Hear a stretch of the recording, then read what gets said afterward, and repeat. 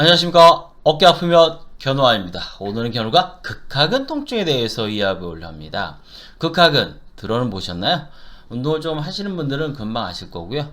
조금 근육에 대해서 관심 있는 분들은 극하근이란 말을 한 번 정도 들어보셨을 겁니다. 극하근이라고 하는 건요, 우리 어깨뼈가 있으면 위쪽이 아닌 아래쪽에, 이쪽에 견갑골 쪽에서 아래쪽에 분포하는 근육으로요, 우리 몸에서 외회전 기능을 담당하고 있습니다. 근육이 상당히 좀 큰 편이어서 문제가 생기지는 않는데, 일단 문제가 생기면 장기간에 걸쳐서 고통받는 거 참 많거든요. 왜 그런지 오늘은 자세히 살펴보는 시간을 갖도록 하겠습니다. 컴퓨터나 스마트폰 등과 더불어 장시간 고정된 자세로 생활하는 사람들이 많아지면서, 혹은 장시간 고정된 자세 업무를 수행하는 사람들이 많아지면서, 여기에 과음이나 과로, 불면, 지속적인 스트레스, 외상 등이 더해지면서 극하근 통증으로 어깨가 아프면 견우를 찾는 사람들이 많아지고 있습니다. 극하근은 회전근개를 담당하는 4개의 근육 가운데 하나로요, 회전근개는 극상근, 극하근, 소원근, 견갑하근, 이렇게 4개의 근육으로 이루어져 있습니다.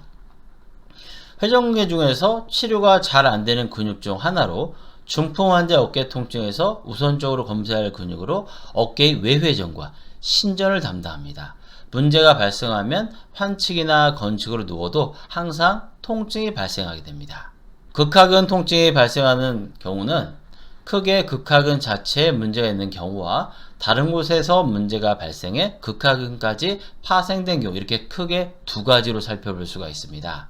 극하근은 외상 등으로 문제가 발생하지 않는 한 그 자체의 문제로 통증이 발생하는 경우는 드물고요. 다른 곳에서 문제가 발생해 통증이 유발되는 경우가 대부분입니다. 극하근 통증의 원인을 크게 살펴보면요, 여러 가지 원인이 있지만 정형외과적 원인에서 살펴볼 수 있는 건 크게 두 가지인데요. 오늘은 그 질환에 대해서 자세히 알아보도록 하겠습니다. 첫 번째로 살펴볼 질환은 근근막 증후군. 근근막 증후군이라는 이름보다는 일반인들에게는 근막 통증 증후군이라는 이름으로 잘 알려진 증후군입니다. 얼마 전까지만 해도 별다른 관심을 갖지 못했던 증후군이지만, 최근 몇 년 전부터 스마트폰이나 컴퓨터를 장시간 사용하는 사람들이 많아지면서 등 통증이 증가하고, 이로 인해 급격한 발생률을 보이면서 관심이 증가하는 증후군 중 하나가 바로 근막 통증 증후군입니다. 얼마 전까지만 해도 별로 관심을 갖지 못했던 증후군이지만, 몇 년 전부터 스마트폰이나 컴퓨터 등을 장시간 사용하는 사람들이 많아지면서 등 통증이 증가하고, 이로 인해서 급격한 발생률을 보이면서 관심이 증가한 증후군 중 하나가 바로 근막 통증 증후군입니다. 다른 말로는 근막 통증 증후군, 만성 통증 증후군이라고도 부릅니다. 통증의 패턴이 일반적인 것과는 달라 이상 통증 증후군이라고도 부릅니다. 아픈 것은 분명하지만 우리가 통상 통증이라는 아픔과는 달라 이상 통증이라고 부릅니다. 아픈 거 다 경험해 보셨죠? 맞아 보셨거나 아니면 넘어지셨거나 무릎을 깨먹거나 했을 때 아프다는 느낌을 가지셨을 거예요. 근데 이 근막 통증의 통증은 아프다는 것과는 달라요. 병명에 근막 통증 증후군, 근막 동통 증후군, 근근막 증후군, 이래서 통증이란 병 이름이 증후군 안에 들어있지만 우리가 통상 알고 있는 그 아픈 것과는 느낌이 다른 것이 바로 근막 통증 증후군입니다. 일반적인 통증이 병명처럼 아프다는 것에 베이스를 두고 있다면, 근근막 증후군 아프다기보다는 뻐근함, 결림, 당김, 쪼임, 저림이라는 이상한 통증을 기본으로 합니다. 왜 이상하다는 표현을 했을까요?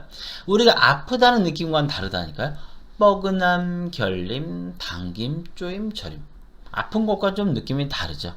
그래도 아마 별다른 거기에 대해서 지칭을 하기가 좀 힘들고, 이상한 느낌의 통증이기 때문에 그런 걸 쓰지 않았나 하는 생각을 해봅니다.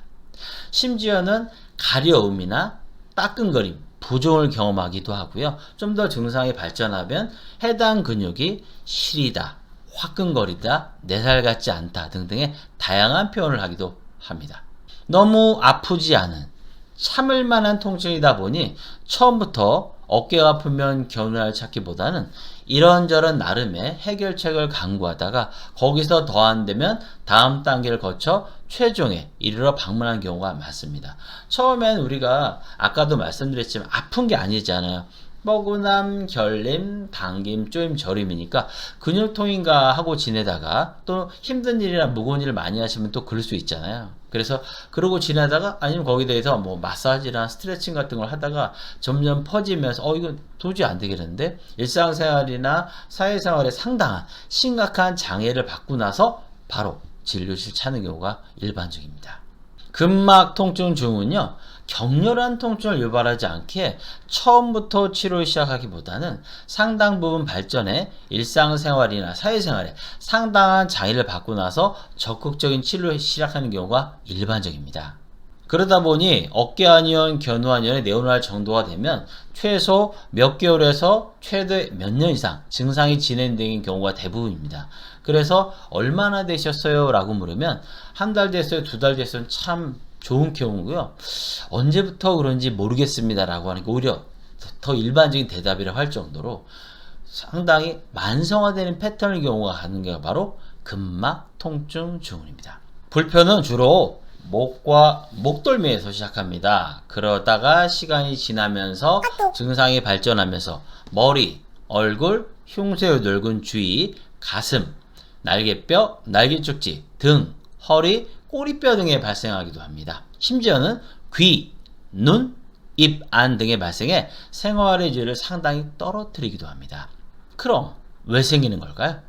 잘못된 자세, 술이나 과로, 불면, 스트레스, 외상, 지나친 자기강박 등으로 인해서 근육을 싸고 있는 근막에 이상 통증을 유발하는 트리거 포인트라는 통증 유발점이 잡히면서 다양한 불편을 야기하게 됩니다.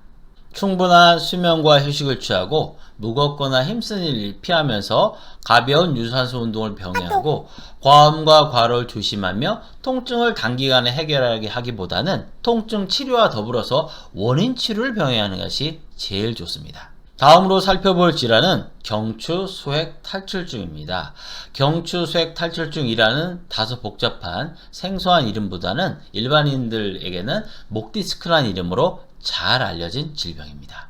일부에서는 교통사고 같은 강력한 외압에 의해서 발생하기도 하지만 대개는 잘못된 자세 등에 만성적으로 습관적으로 장시간 노출되면서 경추에 퇴행성 변화가 생기면서 저림과 통증이 발생하게 됩니다. 처음부터 저림이 생기는 것은 아니고요. 처음에는 목과 목덜미에 통증이 생기다가 시간이 지나면서 손저림으로 발전하게 됩니다. 이때 목과 목덜미에 생기는, 특히 목덜미에 생기는 통증은요, 여기가 아프다는 그런 느낌은 정확히 있지만 여기가 아파요. 콕 찍어서 지적할 그런 통증이 아니라 속 깊은 어디, 이 안에 있는 속 깊은 어디, 이런 통증을 지적하는 경우가 일반적입니다.